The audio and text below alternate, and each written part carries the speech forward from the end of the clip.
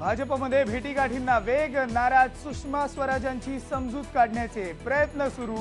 गडकरी, राजनाथ सिंगांनी घेतली सुषमांची भेट। अरुण जेटली आणि अमित शहा एकमेकांना भेटले, तर भाजपच्या महत्त्वाच्या नेत्यांची नरेंद्र मोदींबरोबर संध्याकाळी गांधीनगरमध्ये बैठक। एनडीएला बहुमत मिळाल्यास 20 मे पर्यंत नवीन सरकारचा शपथविधी होण्याची शक्यता। अरुण जेटली, सुषमा स्वराज आणि मुरली मनोहर जोशींना मिळणार महत्त्वाची खाती। नितीन गडकरींची रेल्वे किंवा पायाभूत सुविधा खात्यासाठी चर्चा, सूत्रांनी दिली माहिती। राज्यात भाजप कार्यकारिणीच्या बैठकीपूर्वी मुंडेंचे नाराजी नाट्य, नेत्यांनी मनधरणी केल्यानंतर मुंडे बैठकीला हजर। केंद्र में जो सरकार बनेगी उसके साथ किस तरह से मिलके हमें काम करना है, ये हमें देखना है, क्योंकि केंद्र की सरकार कभी हमारी दुश्मन नहीं हो सकती है। एनडीए और भारतीय जनता पार्टी ने नो एंट्री का बोर्ड तो लगाया नहीं है। एनडीएला पाठिंब्याबद्दल भाजपशी सध्या चर्चा नाही, बिजू जनता दलाचे नवीन पटनायक यांनी केलं स्पष्ट। पण ओडिशाला विशेष दर्जा मिळाल्याच्या अटीवर इतर नेते पाठिंबा देण्यास अनुकूल। जो भी सरकार बने वो स्टेबल हो, 5 साल के लिए हो, क्योंकि देश के लिए वो जरूरी है, आवश्यक है। लेकिन इसका ये हरगिज मतलब नहीं है कि हम एनडीए को समर्थन देने जा रहे हैं।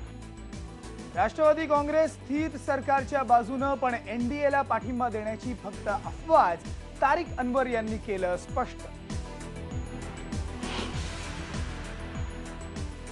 पंतप्रधानपदासाठी सर्व वयोगटात नरेंद्र मोदी सर्वाधिक लोकप्रिय। शहरी आणि ग्रामीण भागात सुद्धा भाजप आघाडीवर।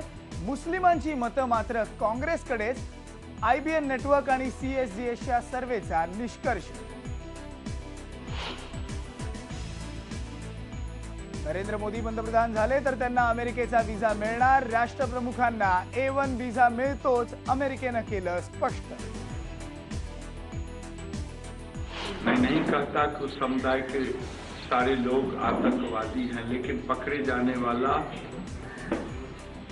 सभी व्यक्ति एक समुदाय से हैं।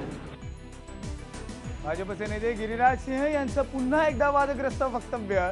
सर्व दहशतवादी एकाच समुदायाचे का असतात, असा विचारला प्रश्न, नंतर केली सारवासारव।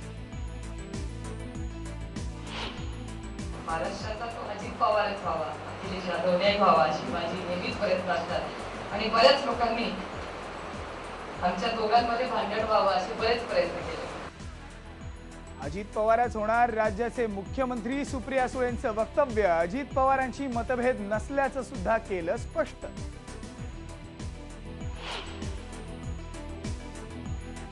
आणि आता तर वाचकांमध्ये सुद्धा नमोलाट, नरेंद्र मोदींवरच्या पुस्तकांना वाढती मागणी।